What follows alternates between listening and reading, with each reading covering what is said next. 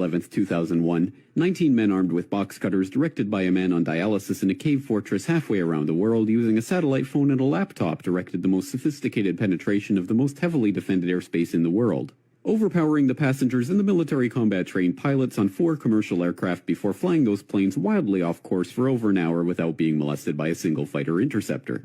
These 19 hijackers, devout religious fundamentalists who like to drink alcohol, snort cocaine, and live with pink-haired strippers, managed to knock down 3 buildings with 2 planes in New York, while in Washington a pilot who couldn't handle a single-engine Cessna was able to fly a 757 in an 8,000-foot descending 270-degree corkscrew turn to come exactly level with the ground, hitting the Pentagon in the budget analyst office where DoD staffers were working on the mystery of the $2.3 trillion that Defense Secretary Donald Rumsfeld had announced missing from the Pentagon's coffers in a press conference the day before, on September 10, 2001.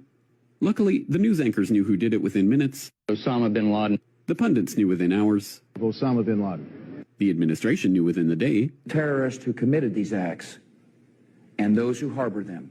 And the evidence literally fell into the FBI's lap. That a hijacker's passport was found blocks from the World Trade Center crash site, if you can believe that. But for some reason, a bunch of crazy conspiracy theorists demanded an investigation into the greatest attack on American soil in history. That investigation was delayed, underfunded, set up to fail, a conflict of interest, and a cover-up from start to finish. It was based on testimony extracted through torture, the records of which were destroyed.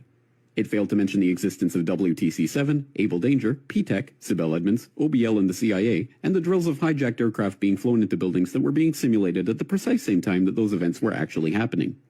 It was lied to by the Pentagon, the CIA, the Bush administration, and as for Bush and Cheney, well, no one knows what they told it because they testified in secret, off the record, not under oath, and behind closed doors. It didn't bother to look at who funded the attacks because that question is ultimately of little practical significance. Still, the 9/11 Commission did brilliantly answering all of the questions the public had, except most of the victims' family members' questions, and pinned blame on all the people responsible, although no one so much as lost their job, determining the attacks were failure of imagination. Because Nobody in our government, at least, and I don't think the prior government that could envision flying airplanes in the